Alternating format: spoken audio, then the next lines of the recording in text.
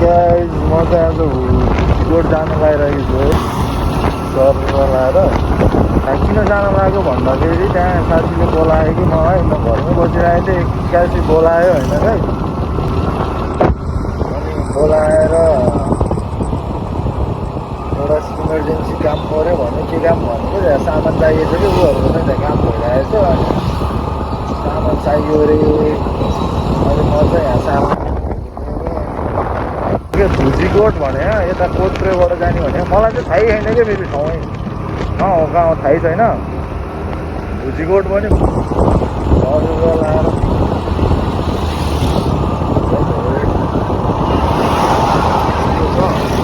आँखा चाहिँ अलि कमजोरी हो क्या गाइस मेरो चाहिँ, त्यही भएर म चाहिँ यता यतिको आउँछु किनकि हावा छिर्नुपर्छ।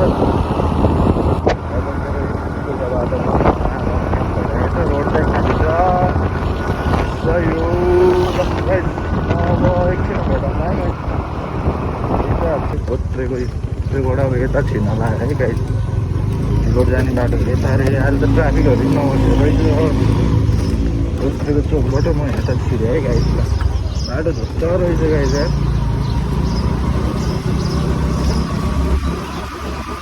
फर्स्ट टाइम म अननोन है यो बाटो, मलाई केही थाहा छैन। जोल्टिङ आयो जोल्टिङ छिरेर उकालोतिर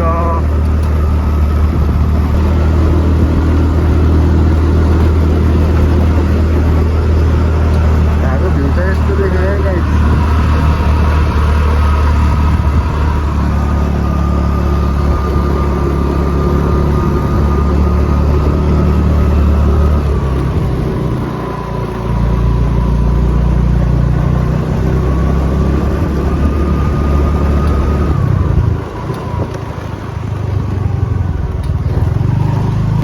बहिनी भन्ने स्कुल आयो, हंस बहिनी है, हंस बाहिनी रहेछ यार यहाँ।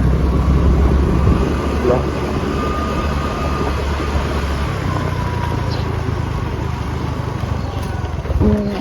यो ग्राउन्ड आयो, ग्राउन्ड होला यो स्कुलको चाहिँ। यता पनि रहेछ कस्तो लाग्यो स्कुलको ग्राउन्ड छ। मान्छेहरू तल खाँदै बसिरहेन।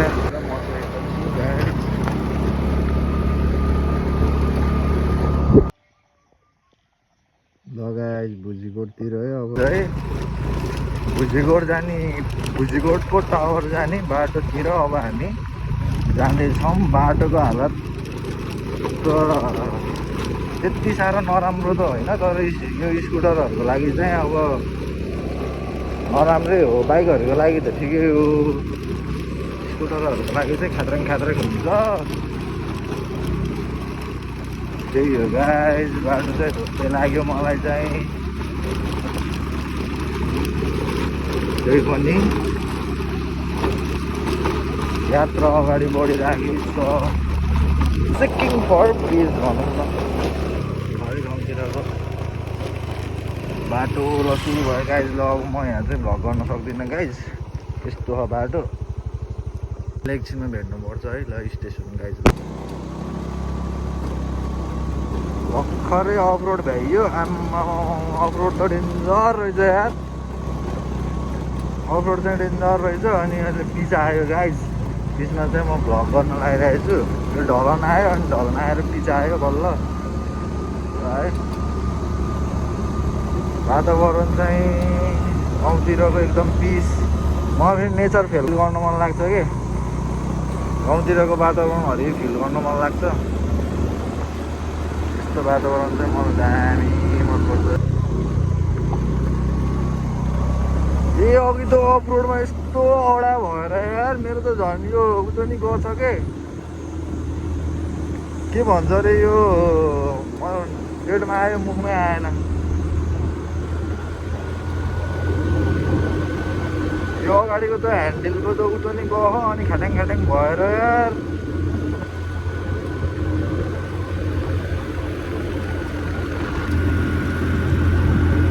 गाइस म चाहिँ अब यहाँको भ्यू देखाउँछ, हल्का भ्यू देखिन्छ। अझै राम्रोसँग त नदेखिन्छ। अब गाइस अहिले अगाडिको भ्यू चाहिँ है गाइस, अझै माथि गएर देखाउँछु म।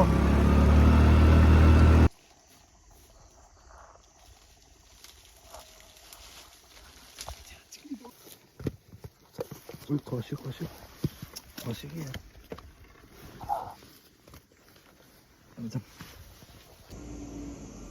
गाइज यो फुलको यो फलफुलको नाम के हो कमेन्टमा है गाइज ल अब चाहिँ यहाँबाट भुजीकोट जान चाहिँ 20 मिनट लाग्छ भन्दै हुनुहुन्थ्यो एउटा दाइले अब हेरौँ है गाइज ल अब हामी चाहिँ यहाँबाट अफ रोड सुरु भइसकेको छ बाटो त यही हो नि यहाँ साथीले चाहिँ चलाउँदैछ स्कुटर म चाहिँ पछाडि बसेछु अनि त्यहाँसम्म आएपछि अनि भुजीकोट त अनि घुमेर जाऊँ न भनेर के गाइज ल बाटो चाहिँ आमो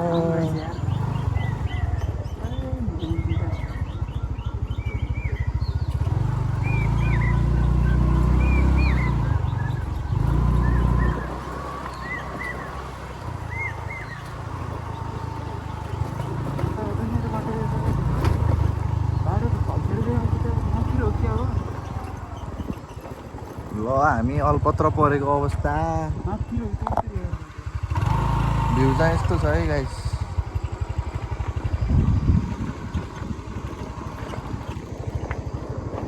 टावर भन्छ अनि टावर त अनि डाँडातिरै हुनुपर्ने हो त हामी त झन् ओह्रालो ओह्रालो झरे जस्तो लागिरहेको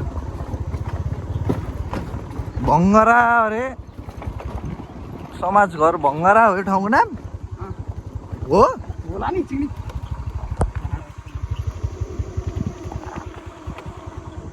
ऊ त्यहाँ बोर्ड रहेछ ल हिँड्नु त हिँड्नु त्यहाँ बोर्ड गरेर हेरौँ सुन्दरी गाउँ शेरबेसी थर्पेक जाने माथि रे भङ्गरा तारको डाँडा पारी पाखा एक्लै खेत कोर्छु तल भुजीकोट भ्यू टावर दगाम होमस्टे मकनपुर स्टानकोट यतै हो यहीँबाट यो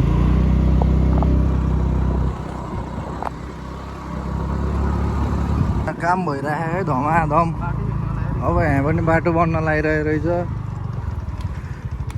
दाइ बाटो त छ नि जाने है ए धमाधम काम भइरहेको रहेछ है यता चाहिँ ढलन भइरहेको रहेछ ल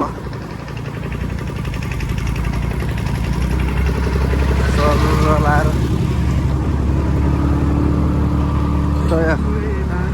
अब भुजीकोट जाने बाटो नि बन्दैछ है गाइज ल अबको 6-7 महिनामा त होइन 6-7 महिना ल धेरै लाग्यो 1 वर्षमा त बन्छ होला यार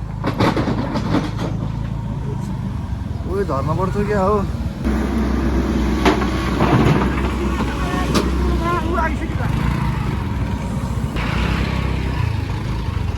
यहाँको आन्टीहरू चाहिँ सब काम गर्दै यहाँ के बोक्दै हुनुहुन्छ ल है अब त फाइनल्ली ल गाइज भ्यू चाहिँ मिठो छ है ल अझै माथिबाट देखाउँछु अझै अघि ल त्यही हो गाइज ल भुजीकोट ल फाइनल्ली ल त्यही हो त गाइज त हामी जाने ठाउँ छ है डाँडा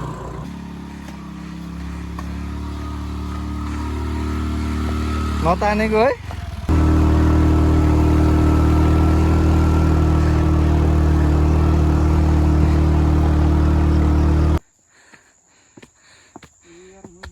माथि देखा न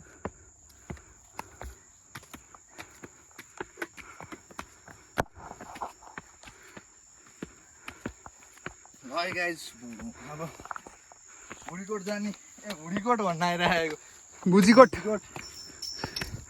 भुजीकोट जाने बाटो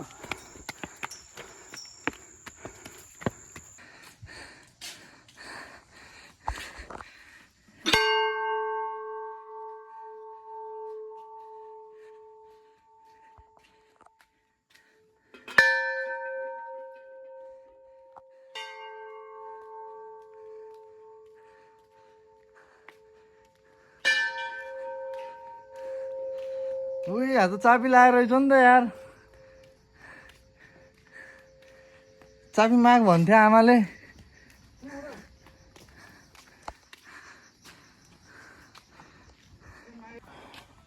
चाबी लिएर आइसकेको छ टिकट काटेर अघि त हामीलाई थाहा भएन त्यही भएर सुइसी आयो पछि त थाहा भयो कि टिकट पनि चाहिन्छ भनेर त्यही भएर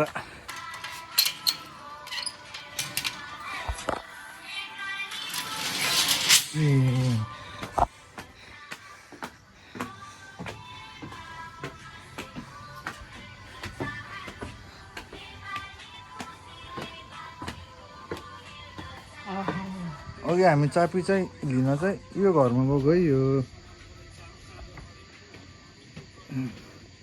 हेऱ्यो सेतो टिन हो नि हो यो त्यसको सूर्यको घर